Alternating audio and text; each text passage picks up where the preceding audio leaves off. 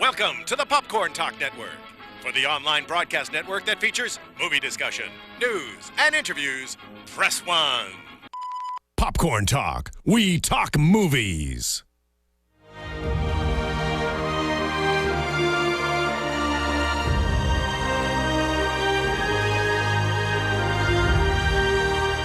From the Popcorn Talk Network, the online broadcast network for movie talk, Alicia Malone with Scott Movie Mantz and the Schmoes Know. This is Profiles. In-depth spotlights on the greatest filmmakers and artists in motion picture history. Hello, Profilers! I think if you were just watching then, you saw a bit of the dance that we do every time the opener comes on. This is what we do. This is what we do. We like to start, and then the music kind of fades out. Oh, yeah. Well, I got to tell you, this is a great day. Not only are we profiling the legendary two-time Oscar winner Jane Fonda. Yep. But after being gone for 10 days, she is back. My life is complete again. Alicia Malone is back in town from a holiday in Japan. But I didn't miss an episode of Profiles. No, so she didn't. It's like I never left. So, domo arigato for being back in Hollywood to do Profiles. Just in time for a legend, a screen legend, who I feel like has gone underappreciated. An actress who was way ahead of her time, a producer, an activist, and a fitness guru who was way, way, way ahead of her time. Of course, we're talking about Jane Fonda. She is one of my personal heroes, not only for the work she does for women in film. You know, she co-founded the Women's Media Center. She also sits on the board of V-Day, a charity that I support, which is against violence against women. And a lot of my proceeds from the t-shirts that we sell, I give straight to V-Day, and she's on the board. She's of course also a great actress, an author, you mentioned producer as well, an activist, political activist.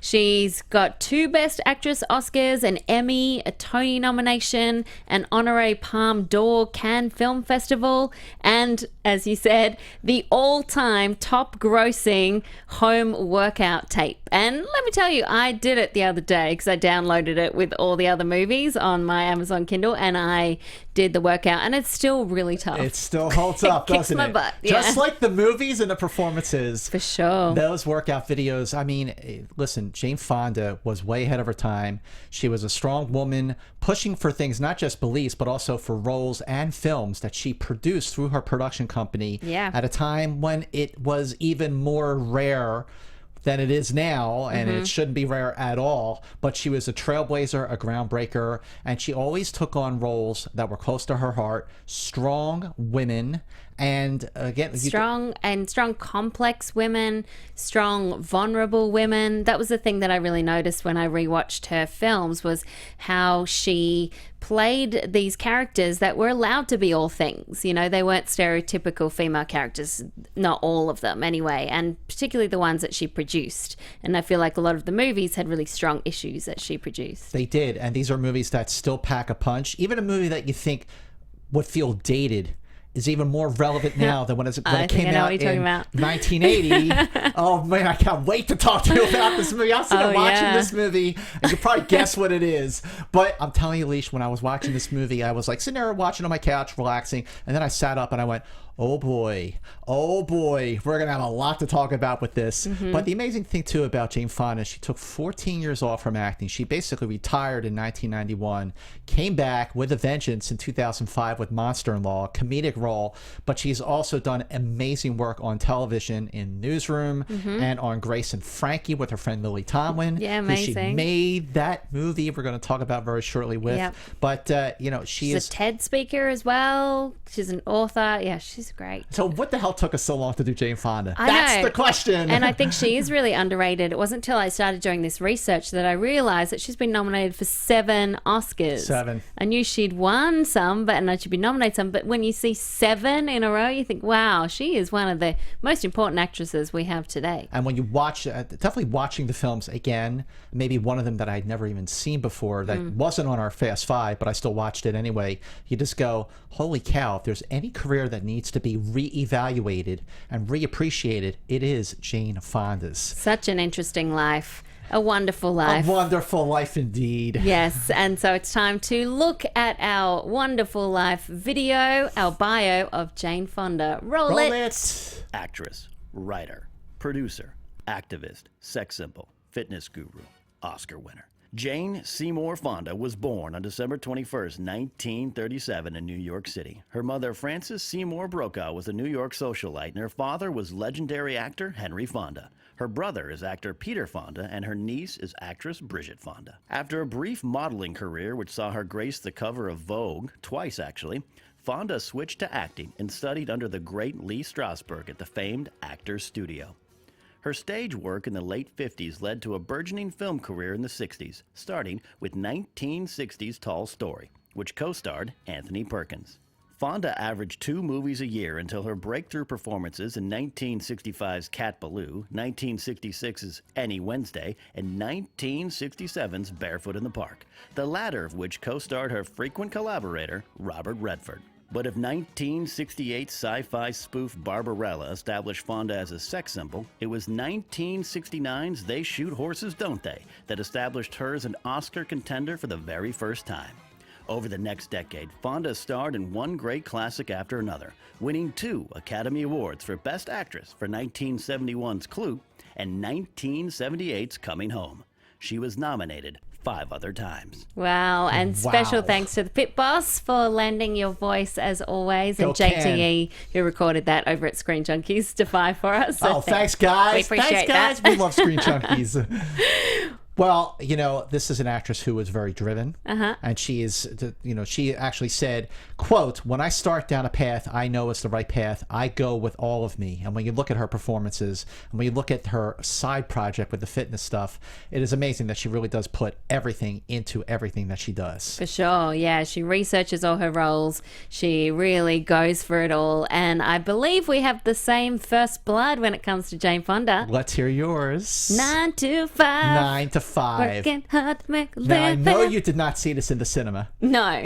So when did you see it? I didn't. I saw it in the 80s. I think it was more towards the late 80s because I became obsessed with Big Business, which also starred Lily Tomlin. Yeah, that's right. Remember Lily Tomlin and Bette Midler? And I loved that movie. So then I started looking through all the Lily Tomlin movies, and I saw 9 to 5, and I thought that sounded kind of familiar. And I watched it, and I loved it so much, and I hadn't seen it since then. So I remember just seeing it once as a kid, enjoying it, and then when I rewatched it, as we'll get to, I have a new appreciation for that film. No question But I thought about it was really funny. It has almost a cartoonish quality to it, so watching it as a kid, even though it's kind of dark, it still was hilarious. And Dolly Parton, she's so cool, and of course Jane, lovely Jane. This was my first blood as well. Wow, in the cinema? I did see this in the cinema. Yay. It came out in 1980. At the same time, my parents took me to see The Shining. It's like a palate cleanser as 9 to 5. Absolutely it was. But what I remember, of course, was the song. Yep. But I also remember this was a very big deal at the time, showing 3 women as executive assistants, more or less, taking revenge against their boss. And this is a film that sort of segues quite nicely into our Fast 5. Yeah, so Fast 5 at number 5. Let's hear that audio. Where are you going? Why are you driving so fast? What is the matter with you? 9 to 5. Released on December 19th, 1980. One Oscar nomination for Best Original Song for Dolly Parton, who made her feature film debut with this movie. Yep. It's directed by Colin Higgins, who also directed a movie called Foul Play.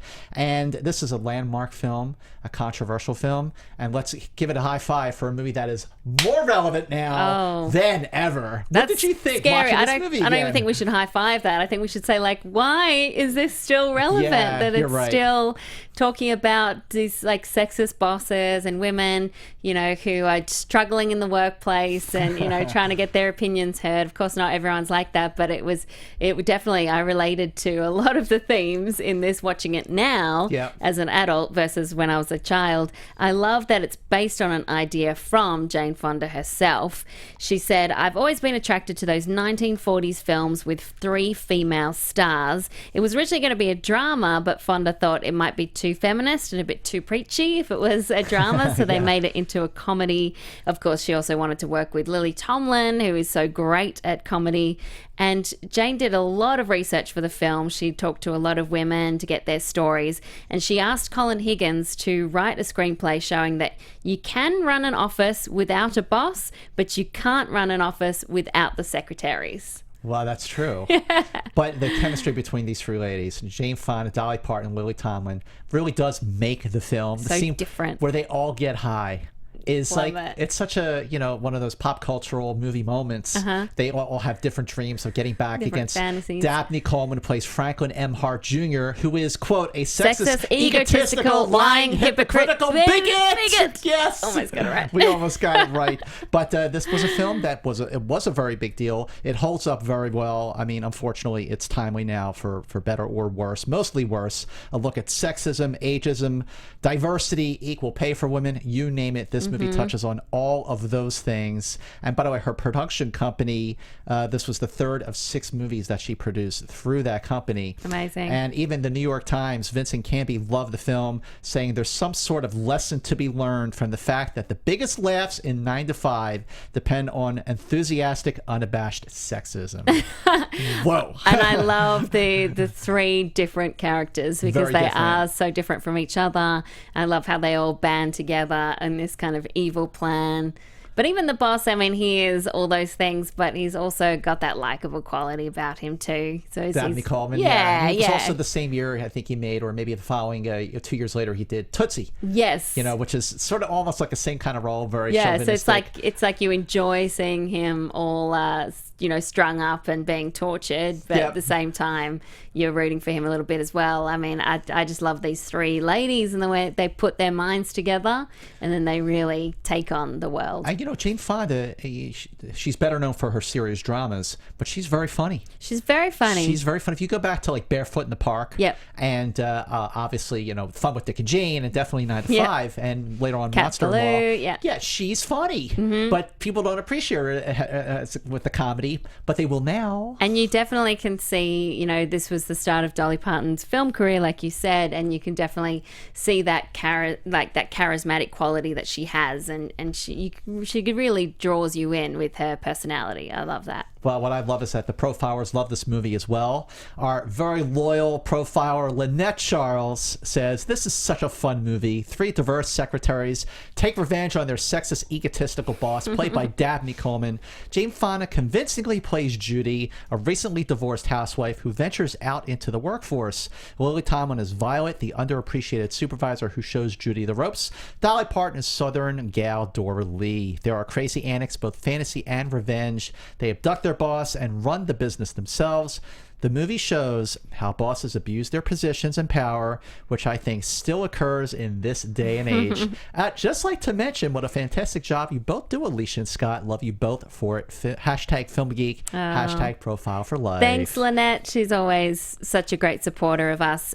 Billy Pulhan is another one who's a great supporter, and he's watching live right now on YouTube. Hi, Billy. Hi, Billy. He says, 9 to 5 was a film I heard about for a very long time, but I never got around to watching it until this Profiles. Now, having seen it, it's the most down-to-earth film about work I've had the chance to see. Everyone has had those days where they've wanted to kill their boss, and this film uses that concept the best way possible, but executes it to where they show the consequences if you did, or in this case, think you had axed him or her out. Being that this was the first Jane Fonda leading role I've ever seen, I had no idea what to expect, and I just couldn't believe how sexist and rude Dabney Coleman's Mr. Hart was to these hardworking women. I enjoyed Jane Fonda, and thanks to Profiles, I found a new actress that I love to watch. I love it. Great. Hashtag Film Geek, hashtag Profile for Life. That's so great. And I think Billy makes a good point that even though it is about women in the workplace, I think everyone, if you've had a terrible boss and you've had fantasies, which is everybody, then you can definitely relate to 9 to 5. Regardless of the sex, the gender, whatever. Yeah. This is something that everyone can relate to. Sure. And but the movie does touch on ageism, and I thought it was interesting. I read a quote from Jane Fonda where she has embraced her age versus being sort of afraid of it or worried that it might affect her career. I saw on an interview recently with Stephen Colbert, she said she now feels the happiest she ever has in her life, and she feels the youngest. That's great. She actually was quoted as saying, aging is not what we used to think it was, where you peak at middle age. It's like ascending a staircase into growth, wisdom, well-being, and happiness. Yeah. So there you go. Absolutely. She's great. That's awesome. Killing it. Well, what is your right stuff? Very curious to hear about this one. That was hard to choose because I was going to go with the fantasy sequence from 9 to 5 where they all picture the various ways that they would like to off Mr. Hart. Especially funny, that scene, because it ends up happening in real life. I thought that was really clever part of writing. But I went instead with the disco scene from Clute. Now, if you haven't seen Clute out there, you might not know what I'm talking about, but Jane Fonda will talk about this film more, but she plays a call girl, Brie Daniels, and she gets caught up in this creepy investigation. Yep. At one point, she sees an old former friend who has just fallen by the wayside with drugs and feeling very worthless. So she's shaken up by that. She runs out of the car away from Donald Sutherland, goes into this disco and sort of starts to put on the act again of, being a call girl. And she goes up to one guy, she goes up to another guy, and then she ends up next to her old pimp, but she looks like a little girl. She looks so fragile and vulnerable in that moment. And then she turns around, she sees Donald Sutherland staring at her. And it's no words in that scene, but it says so much. Who's the pimp? Who's the pimp? It is Roy Scheider. Yes. Wow. I totally forgot about that. This is 1971. My right stuff is from a film that I saw close to when it came out. It came out in 1978, but I actually watched it in an English class. When I was in 8th grade, my English teacher was a big movie buff. So I actually saw Dr. Strangelove in his class. Oh, wow. And had nothing to do with English, but it was very, very cool because I remember when we watched Dr. Strangelove, and I remember when we watched Coming Home. Yeah, Coming Home. And for a 12-year-old to see that love scene between Jon Voight and Jane Fonda. Yeah. What I remembered about it specifically, Jon Voight plays a paraplegic war hero. And this was one of the first times, if not the first time, a love scene was depicted between a paraplegic and someone who was not. And like the start of when they're together, it was inevitable that this was going to happen, but she finally says, "What do I do?" Yeah. Because she's never been with someone like that, or let alone okay? love. Yeah, exactly. But just the intimacy of that scene is so romantic and sexy and real and honest. Yes, very and honest. raw. Yep. And it is a scene that still holds up when watching it to this day. It's just a very, very powerful love scene, and among many, many great scenes from her movies. I know, it was hard to pick just one. Very hard. Well, let's just take a second to take care of some business here. Business time. So we're going to switch back and forth because usually I do it or Alicia does it. Okay. So we're going to trade. So I'm going to start by saying go to iTunes and go look for profiles and make sure you subscribe and, very importantly, rate and review us on iTunes. We would love to get back on the top 10 list for film and TV on iTunes. Yeah. And we need these ratings anyway to survive. So please go to iTunes and subscribe to Profiles. And hey, someone on YouTube just said that they want me to record their voicemail voice. So, if you want to hear Profiles, you can hear our voices on iTunes, but you can see us on YouTube, youtube.com/Popcorn Talk Network. We are live every second Tuesday at 3 p.m. PST, or you can watch it anytime, and make sure you catch up on previous episodes because these episodes don't date. So you can always come back to them, watch some movies over Thanksgiving, come back and enjoy episodes of Profiles again. Yeah, you got some time off for the holidays. Go back and watch our older episodes of Profiles. They hold up. They are still relevant. Make sure you go to our Facebook page, which is Profiles with Malone and Mantz. If you want to join in on the fun, if you want to rank our movies, to say what you love about our movies, to like our Facebook page so that you know who we're going to profile next, please go to our Facebook page, Profiles with Malone and Mantz, and like our Facebook page. You will have the best time. And if you would like to look as cool as we do in these fancy t-shirts, if you're watching this on YouTube, if you're not on iTunes, just imagine that we're wearing Profiles merchandise, which you can buy on tpublic.com/user/profiles. Mantz is sporting the classic #FilmGeek, which is our most popular t-shirt. I am sporting the Profiles of Malone and Mantz, Robert Zemeckis Back to the Future style. Yes. Thanks so much to our brilliant designers for helping us with this. And like I said, I donate my profits to the charity that Jane Fonda is on the board of, V-Day. And I'm donating my profiles to the same charity as well, because that is how we roll. Thank you. And also, very important, make sure you follow us on Twitter. Yes. Drum roll, here please. we go. At Alicia Malone, at Movie Mantz, at Alicia Malone, at Movie Mantz, at Alicia Malone, at Movie Mantz, because it's all about the pause. And Daniel on YouTube says, seeing profiles on YouTube is great. Scott Mantz is a handsome dude. Oh, well, thank you. There you go. There you go. Okay, well, let's keep moving through our Fast Five. At number 4, let's hear it. I don't think he's going to come back again. I just don't want to be alone right now. Wow, Clute. What a movie. It came out June 25th, 1971, directed by Alan J. Pakula. The name sounds familiar. He directed All the President's Men. Another paranoid thriller, just like this one, cost $2.5 million to make. Total box office was $8 million domestically. 2 Oscar nominations, including Best Adapted Screenplay. 1 Oscar win, Best Actress for Jane Fonda, her first Oscar for Best Actress. What did you think watching this movie again? I was just struck at how vulnerable she is. That's a word I'm going to be using a lot when it comes to her performances. Yep. She plays this character who is vulnerable, who is defiant, who is trying to be so many things. And what struck me the most about watching this again was just how layered her performance is. Definitely. And just how different she is in Clute too. Because I watched 9 to 5 and then I rewatched Clute. So it was just like a back-to-back completely different roles. Her as Brie Daniels, I mean, you know, you get the stereotype hooker with a heart of gold, you know, but she's not that at all. She's a real person, and you see her struggling to feel worthy. But when she's in her element, when she's doing her job, when she's she acting, is very, very confident. In control. In control. Something that she said she loves. And when she starts to have feelings for John Clute, the private detective played by Donald Sutherland, she has to go to a therapist because she doesn't want the feelings. She doesn't know what to do with the feelings. But when she's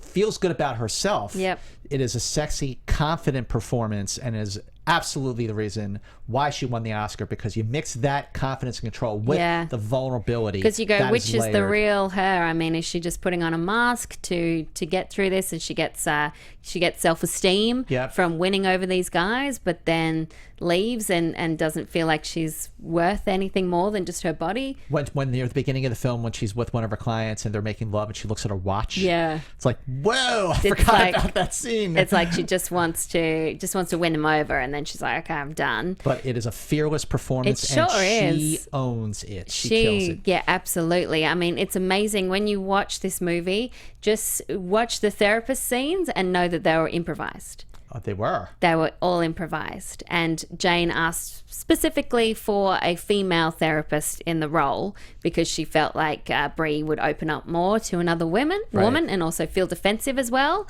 having to, you know, say why she enjoys her job. But just those scenes by themselves just show what an incredible performer she is. Jane Fonda has said, I hate to look at my movies because I always want to do them again. Clute is different. I nailed that. Wow. And she knows it, and we knew it watching it. She just like absolutely nailed it. Now, when she went to the Oscars, she actually asked her father, the late great Henry Fonda, what she should say in her speech. So he told her to say, "This is a great deal to say, but I'm not going to say it tonight."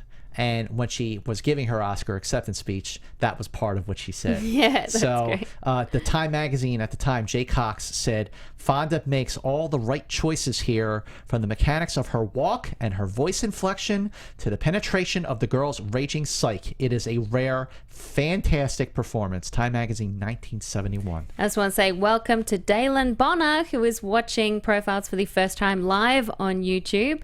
And a lot of people haven't seen Clute or many of Jane Fonda's movies, so do yourself a favor and watch it. It definitely holds up. I was sucked into the story. It's the director is known for his political thrillers, but this feels almost like a horror. It's like a horror thriller. It does. Well, the music so is very creepy. eerie. The music is really eerie. This is actually part one of Alan J. Pakula's unofficial paranoid thriller trilogy. Yep. The second one being The Parallax View, and of course the third one was All the President's Men, which is just But a I think career it feels topper. different to the other two. It definitely, yeah. I mean, it's like unofficial. Yeah. It's never like, I'm going to make a paranoid thriller trilogy. But it is a film that is very intense and suspenseful.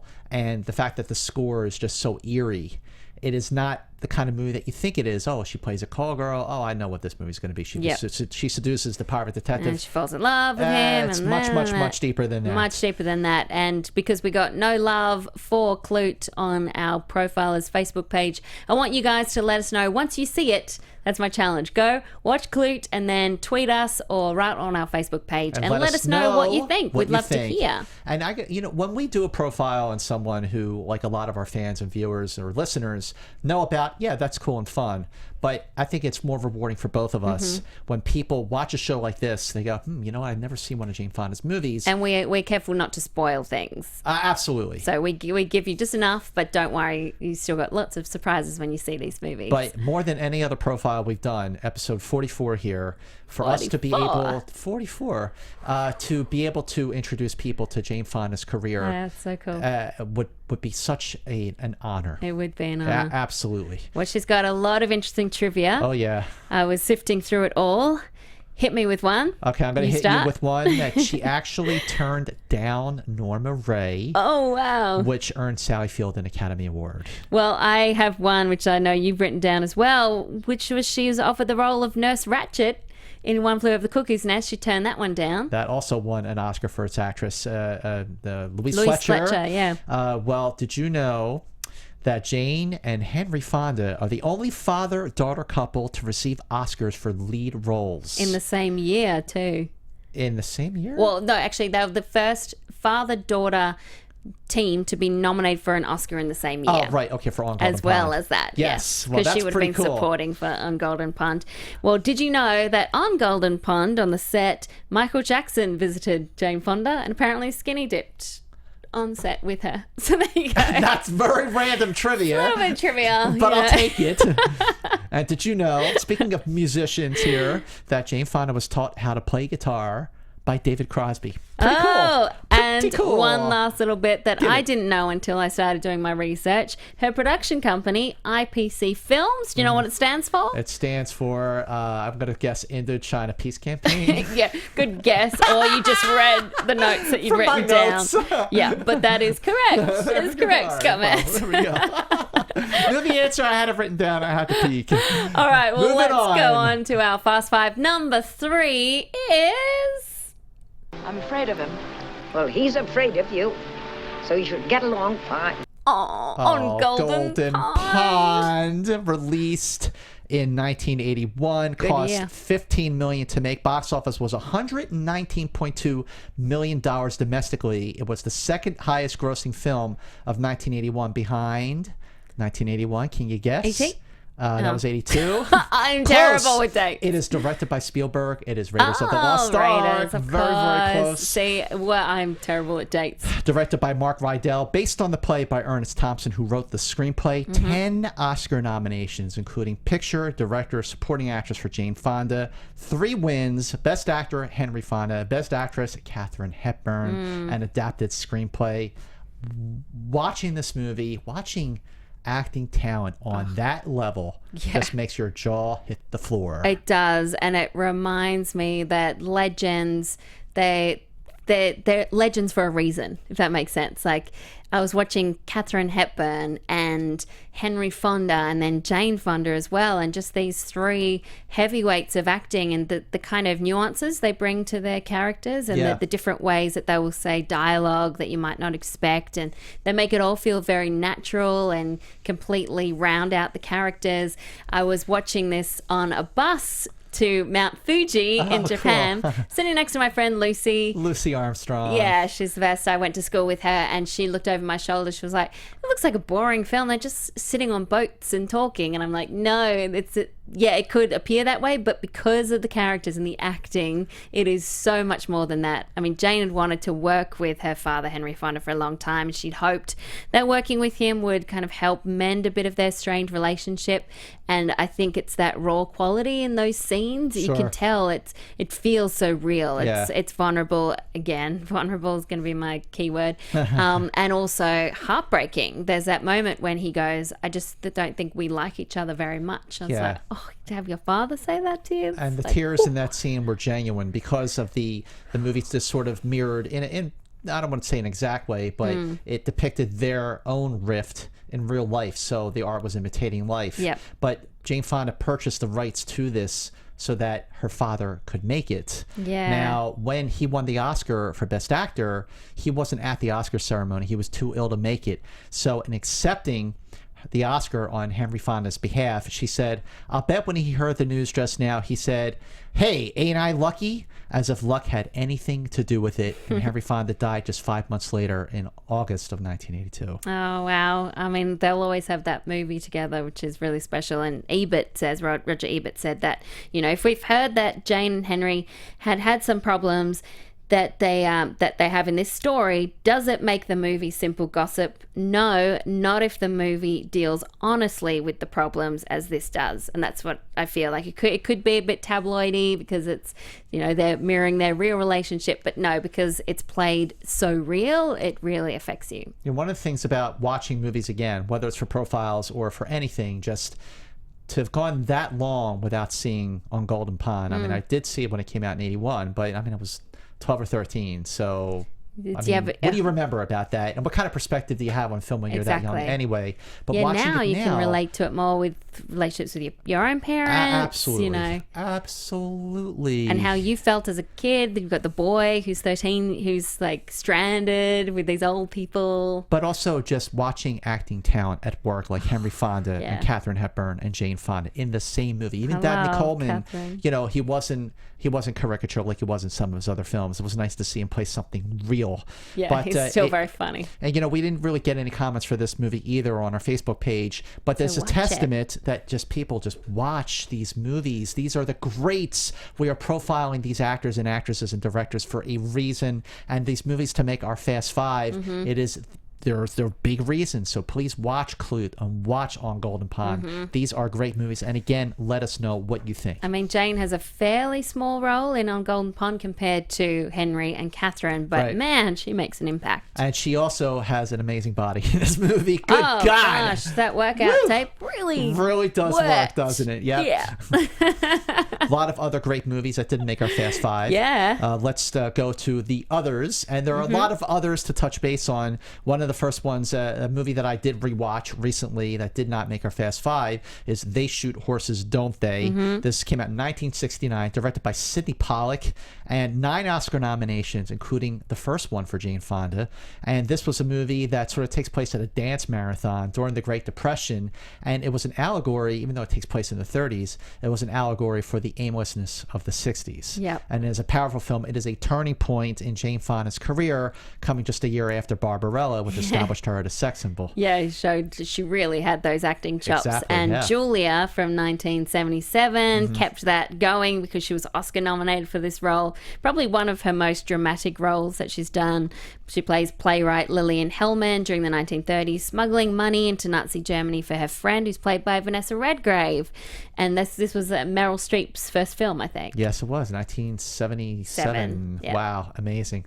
Meryl Streep's first movie. Yeah. Crazy. And there's Jane Fonda. And Vanessa Redgrave. I love, though it's fun with Dick and Jane. Yeah. No pun intended. I haven't seen this one. I've seen the remake. Oh, with the Jim Carrey? Yeah. Oh, come on. This is the movie you want to see. And, nothing too much at stake. I mean, it's sort of a post-Watergate, the 70s, remember the gas crisis and everything. A lot of people were struggling. And here's a well-to-do couple that lost everything and they had to resort to a life of crime. Mm-hmm. It's a lot of fun. Jane Fonda, George Segal have a lot of good chemistry together, and it's entertaining and it's a pleasure after heavy films like Julia, which came out the same year, to see Jane Fonda do a comedy. Well, another one that's a lot of fun is Barefoot in the Park, 1967, with the dreamboat Robert Redford. I mean, these two together, just so wonderful. And it's a romantic comedy set in New York, which is my favorite of all the romantic comedy types. Apart from Man Up, which is in London, but everyone knows I'm obsessed with that.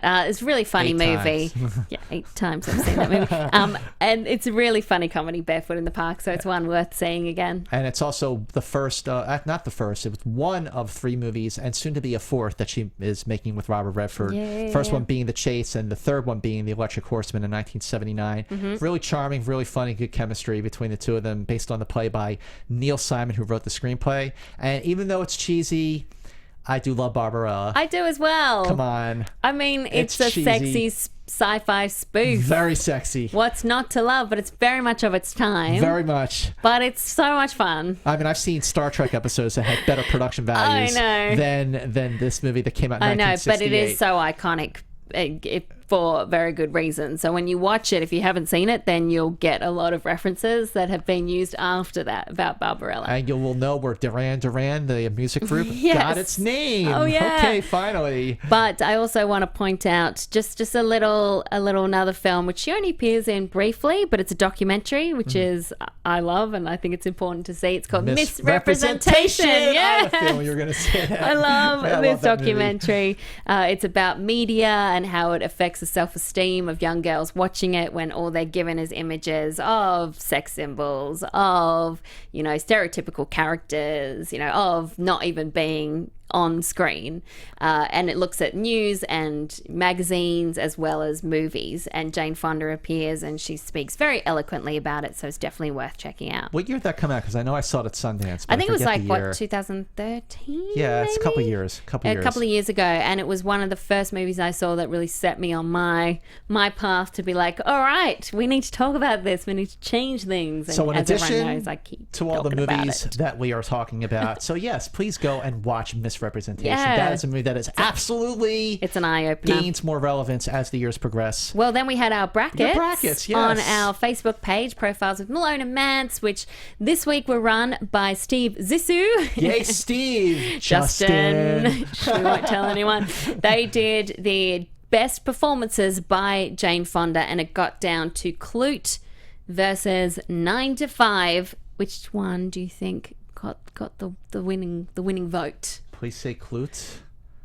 It was Clute. Yes. Yes. All right, good. Yes, it had to be Clute because she won an Oscar, her first. Oh yeah, I mean, she has more of a role in that one. Obviously. Okay, now that brings us to our Fast Five, coming in at number 2, which is. Yep, we're going to Ventana. That's great. Yeah, you got to be there at 1:30. Wait, what about the crew? What about Richard and Hector? No, they'll pick you up and you can all drive up together. Right. Okay.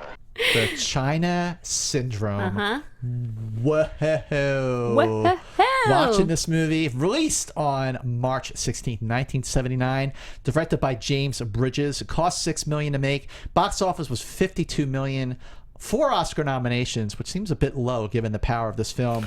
Original screenplay, art direction, actor Jack Lemmon, and actress Jane Fonda's 5th Jack Lemmon. Jack Lemmon. What a performance in this movie. Oh, I love him. Now, him. here is a film where life imitated art. Oh, yeah. I was reading about the 3 Mile Island scare, which I didn't know anything about. Okay, I knew all about it because 3 Mile Island is 2 hours from Philadelphia. Yeah, close So when to this happened, everybody in Philly lost their stuff. We were freaking out. I mean, everybody was, because it was a really, really big deal. 12 days after the release of this film, 3 Mile Island had a potential meltdown, just like the one you see depicted in this movie.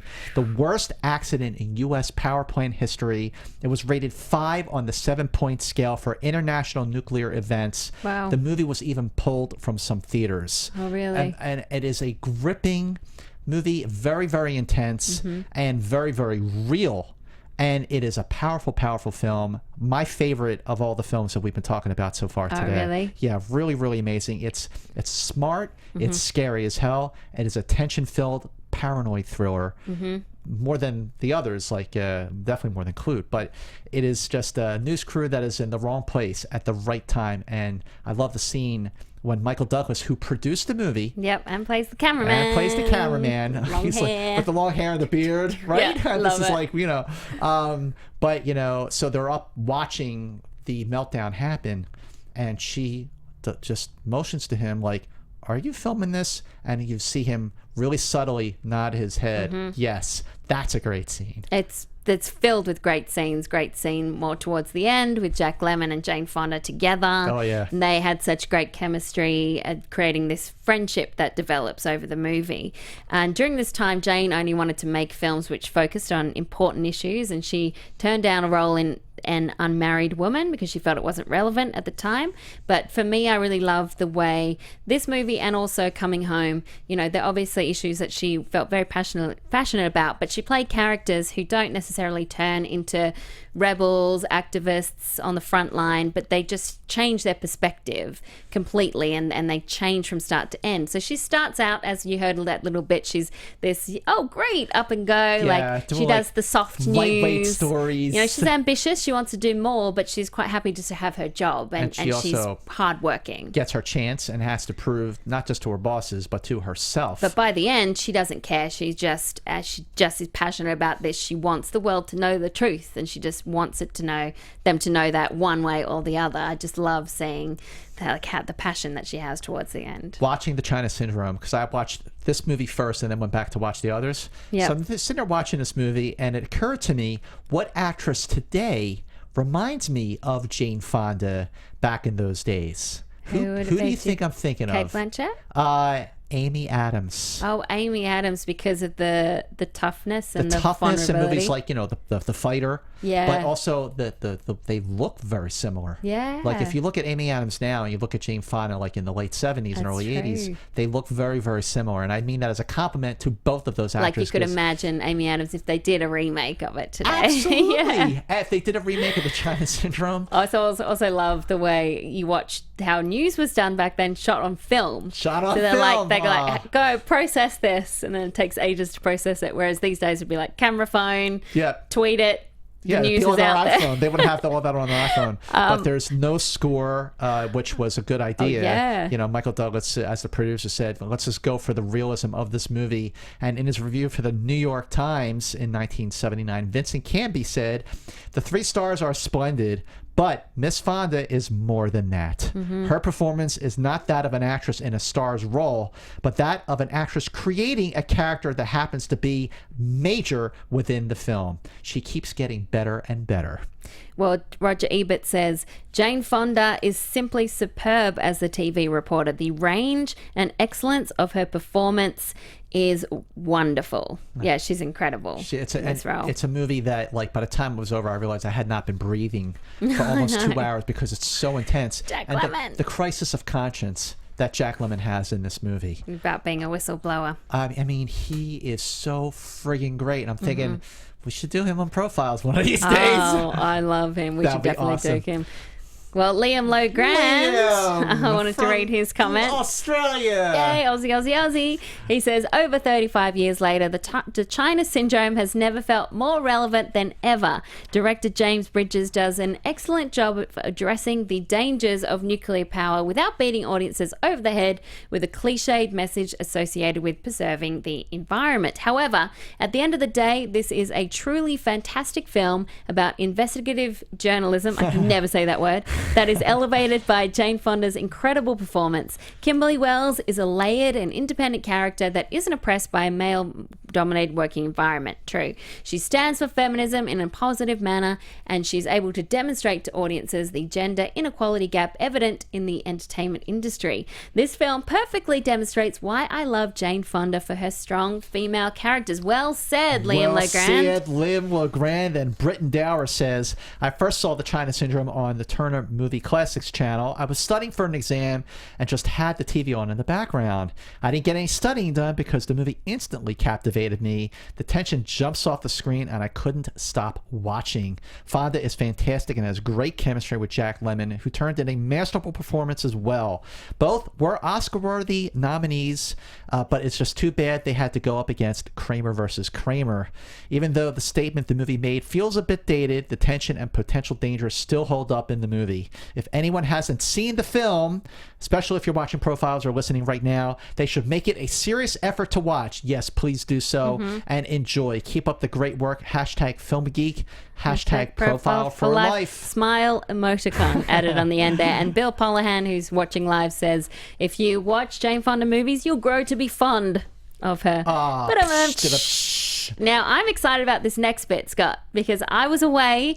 We got this rare opportunity to sit down with the woman herself, Jane Fonda. I've been lucky enough to talk to her before, but I was jealous that you got to do it. But I said, Scott, you have to make this happen. Please go out there. And of course, you did a wonderful job. Well, this one was for you, Alicia Malone. I mean, you were there with me in spirit and definitely right at the top of the show. I specifically said, this is Profiles with my co-host, Alicia Malone.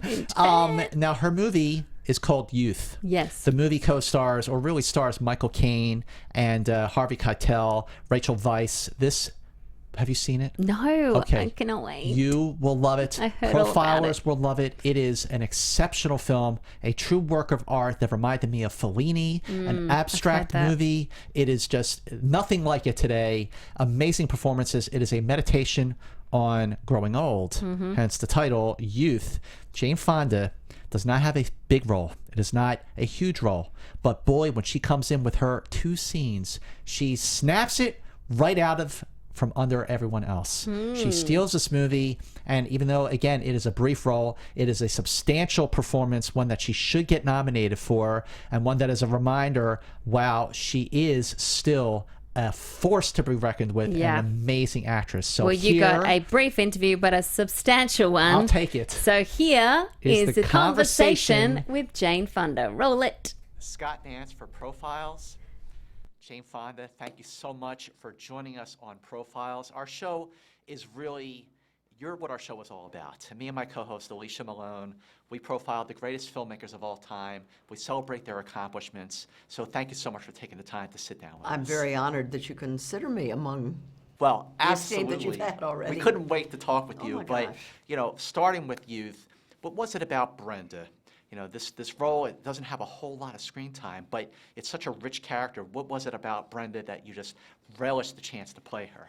Paolo Sorrentino. Yeah. I accepted to do it before I ever read the scene. Oh, wow. I wanted to work with Paolo Sorrentino. I had seen Il Divo, I had seen The Great Beauty.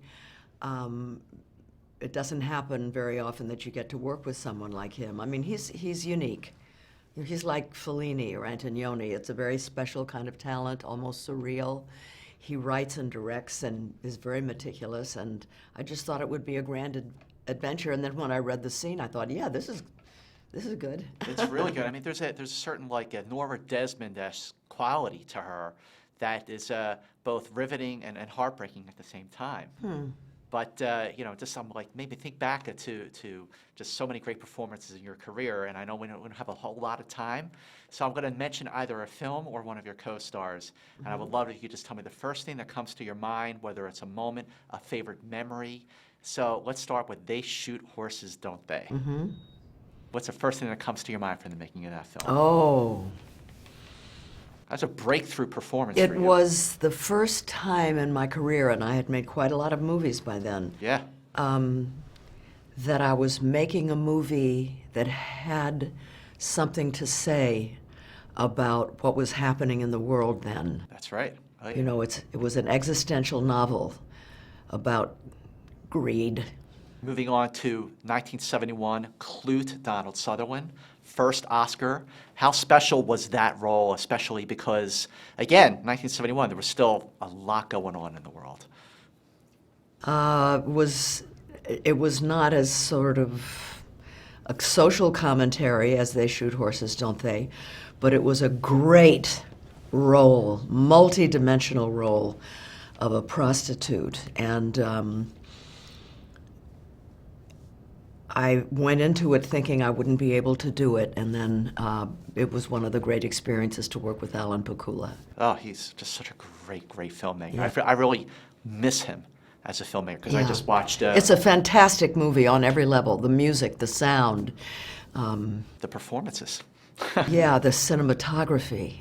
I want to ask you about an actor who you've worked with quite a few times. You're about to work with him again. Yes. Robert Redford. Right, he's my favorite. He's funny, he's very smart.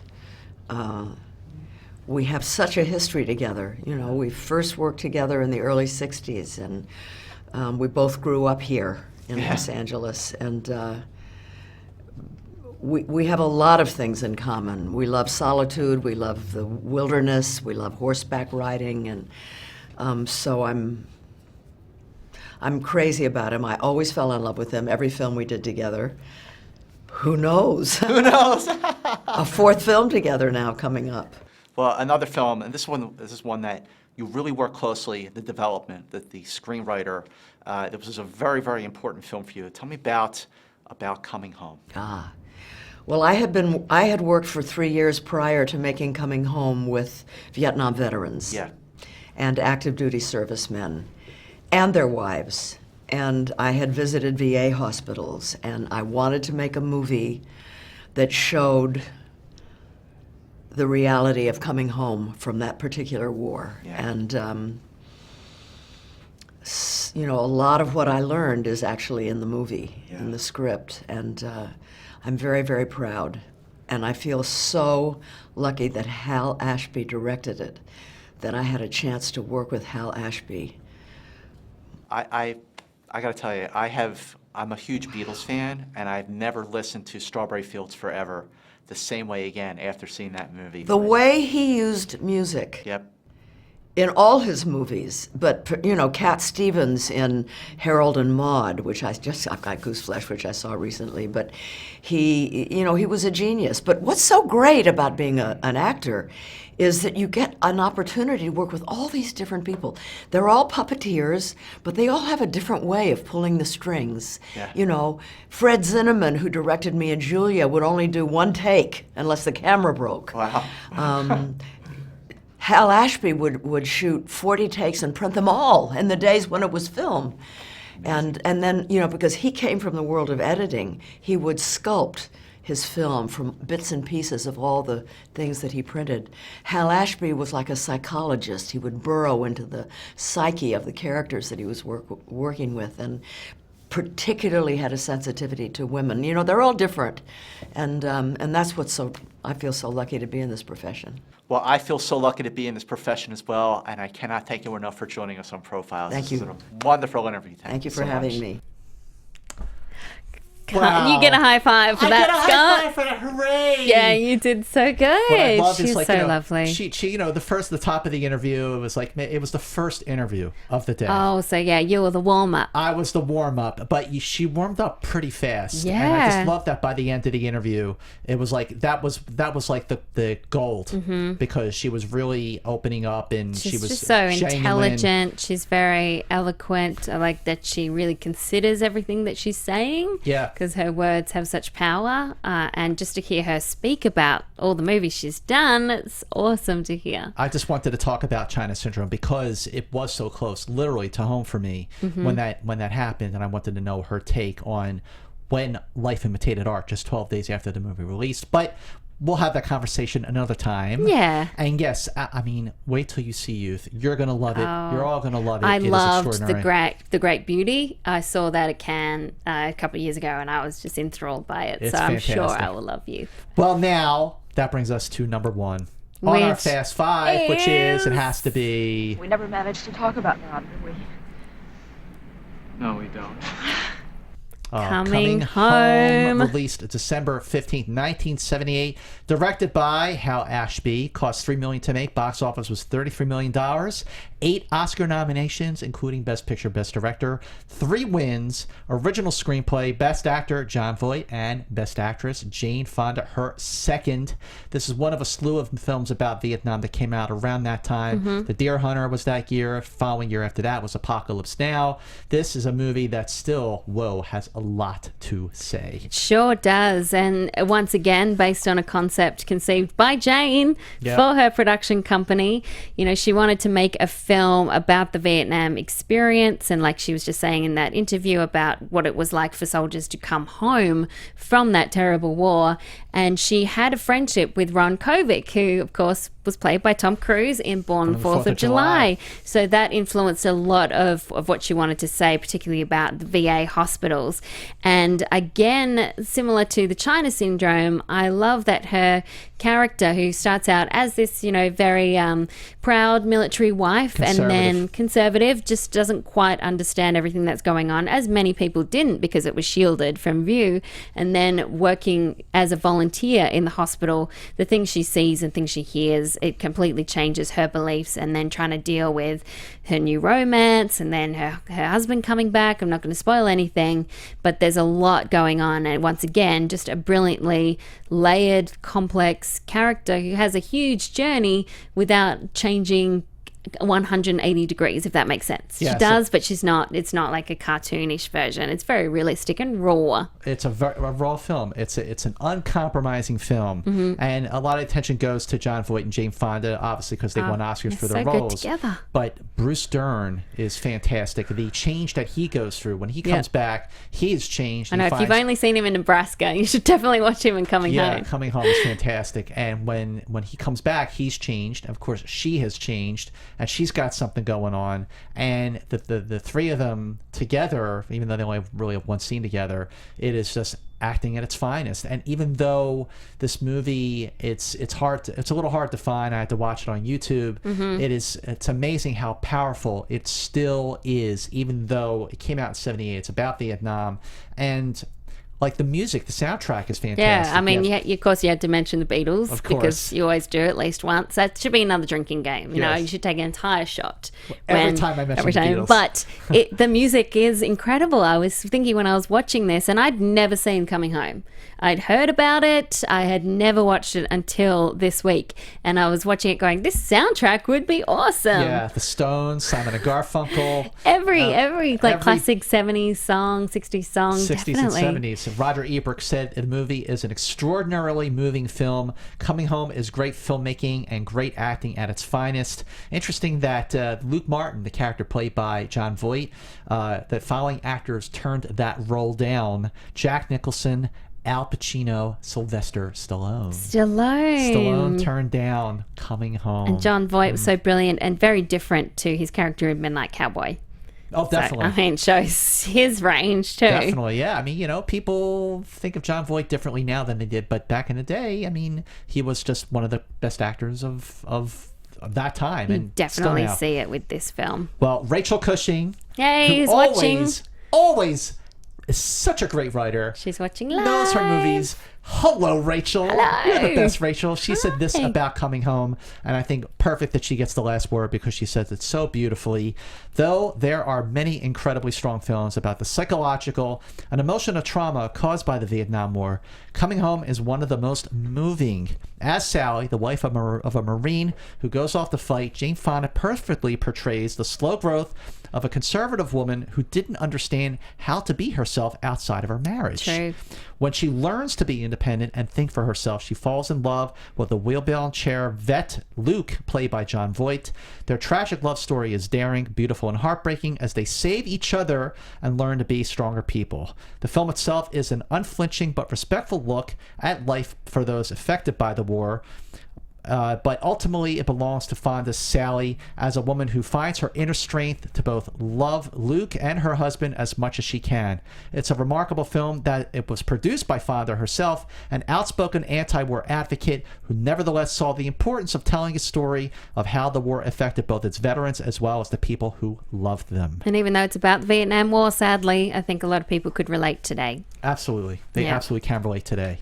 And if you loved this episode of Profiles, oh, here we go. This is it. I mean, business time again. It's just, what do you mean? Quick business? Quick business. To wrap it up? Yes. Go first. Okay. I'm jet lagged. Sorry. I'm just like, where am I? So, quick business.